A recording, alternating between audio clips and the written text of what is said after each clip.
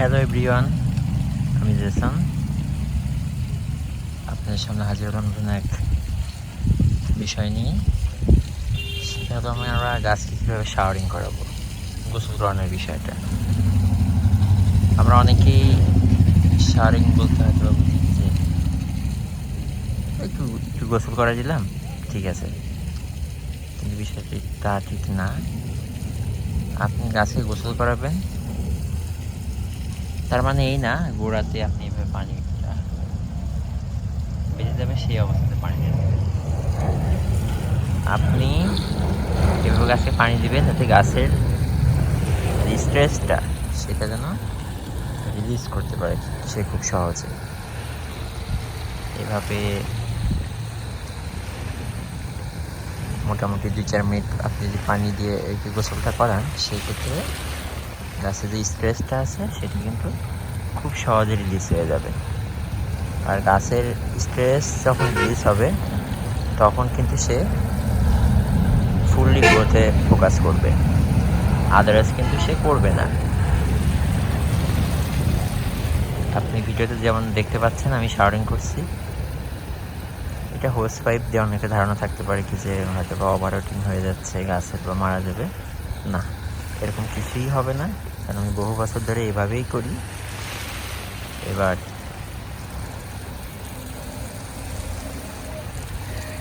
অবশ্যই সময় বুঝে, শীতে এত ডিপ শাওয়ারিং করার প্রয়োজন হয় না, বর্ষাতে এত ডিপ শাওয়ারিং করার প্রয়োজন হয় না, তবে গরমে অবশ্যই গাছকে আপনি প্রপার একটা শাওয়ারিং করাবেন। সেটা দিনে 2 বার হতে পারে, তবে আমি 2-3বারই যথেষ্ট, এর বেশি দরকার নাই। এইভাবে আপনি সুন্দর মতন শাওয়ারিং করাবেন। তাতে কি হবে, আপনার যে মাকড়ের যে প্রভাবটা থাকবে সেটা কিন্তু কমে যাবে, অনেক অংশে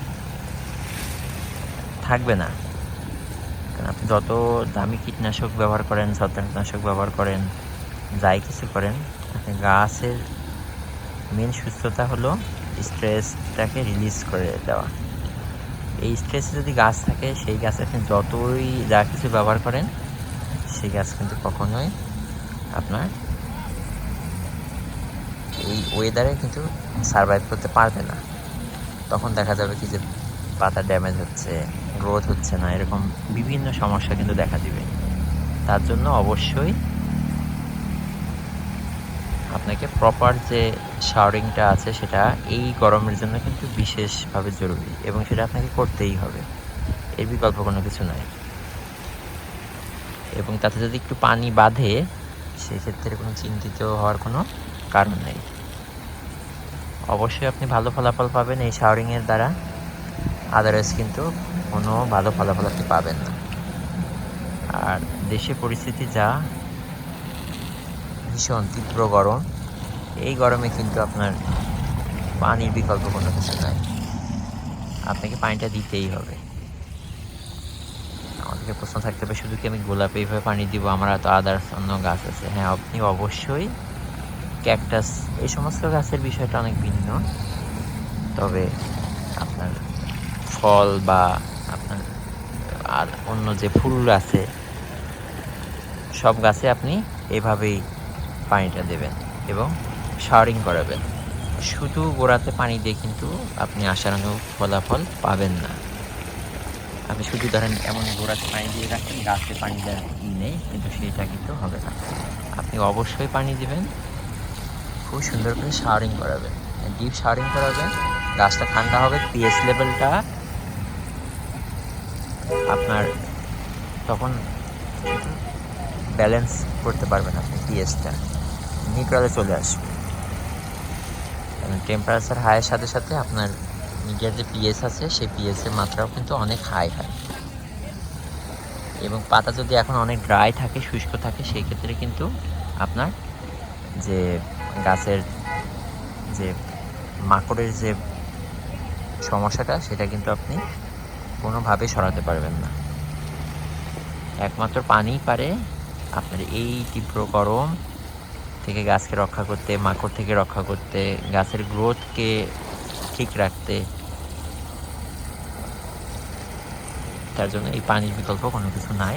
আপনি যেভাবে আমি ভিডিওতে আপনাকে দেখালাম, ঠিক সেভাবে আপনি দিনে একবার 2বার আপনি শাওয়ারিং করান, দেখবেন আগে যে লেভেলে আপনার গাছটা ছিল তার থেকে সপ্তাহ 10 দিনের ভিতরে অনেকটা বেশি আপডেট একটা রেজাল্ট আপনি পাবেন। আপনি নিজের চোখে দেখতে পারবেন এবং দেখবেন যে মাকড়ের সমস্যাটা আছে, অনেক ওষুধ ব্যবহার করছেন কিন্তু মাকড়ের সমস্যাটা কিন্তু যাচ্ছে না। তবে এই ব্যবস্থাটা যদি আপনি করেন, যে পানির বিষয়টা এনশিওর করেন, সেই ক্ষেত্রে দেখবেন যে আপনার মাকড়ের সমস্যাটা অনেকাংশে কমে যাবে। এখানে দেখতে পাচ্ছেন অসংখ্য গাছ, এখানে কয়েক হাজার গাছ আছে। আমি যে ডিপ শাওয়ারিং করালাম, তারপরে দেখেন কিন্তু এদের যে গ্রোথ, এদের যে সজীবতা, সেটা কিন্তু ঠিকঠাকই আছে, কোনো সমস্যা হয়নি। তো এভাবে আপনারা শাওয়ারিং করাবেন গাছের সুস্থতা ঠিক রাখতে, পিএইচ লেভেল ঠিক রাখতে, মাকড়ের থেকে বাঁচতে। আপনি দেখবেন আগে যে লেভেলের গাছ করতেন তার থেকে কয়েক গুণ আপনি ডেভেলপমেন্ট আপনি নিজের চোখে নিজে দেখতে পাবেন। তো আজকের ভিডিও এই অবধি, সবাই ভালো থাকবেন, ধন্যবাদ। এখানে অনেক গাছ দেখতে পাচ্ছেন, ছোট গাছ, তাদেরও কিন্তু শাওয়ারিং ব্যবস্থাপনা একই রকম থাকবে। এবং ছোট গাছ বিশেষ করে যেগুলো বা মাঝারি সাইজের গাছ, এগুলো চেষ্টা করবেন গাছগুলো একটু পাশাপাশি রাখার জন্য। তাতে কী হবে, তারা পারস্পরিক একটা বাষ্পমোচন করে এবং এই বাষ্পমোচন একটা গাছ আরেকটা গাছকে শীতল রাখে, ঠান্ডা রাখে। এবং যত আপনি দূরে দূরে রাখবেন তত কিন্তু তারা ড্রাই হবে। এটা কিন্তু একটা অনেক গুরুত্বপূর্ণ বিষয় এই গরমের ক্ষেত্রে। আপনি বর্ষায় আসবে তখন কিন্তু আপনি আবার নির্দিষ্ট দূরত্ব বজায় রাখবেন, কিন্তু তার আগে এই পদ্ধতিটা অবলম্বন করবেন, দেখবেন কি যে অনেক ভালো রেজাল্ট আপনি পাচ্ছেন। কারণ এটা গরমের ক্ষেত্রে খুব গুরুত্বপূর্ণ একটা বিষয়, যে গাছের দূরত্বটাকে অনেকটা কাছাকাছি রাখবেন সবসময়, তাতে গাছটা ঠান্ডা থাকবে, ভালো থাকবে।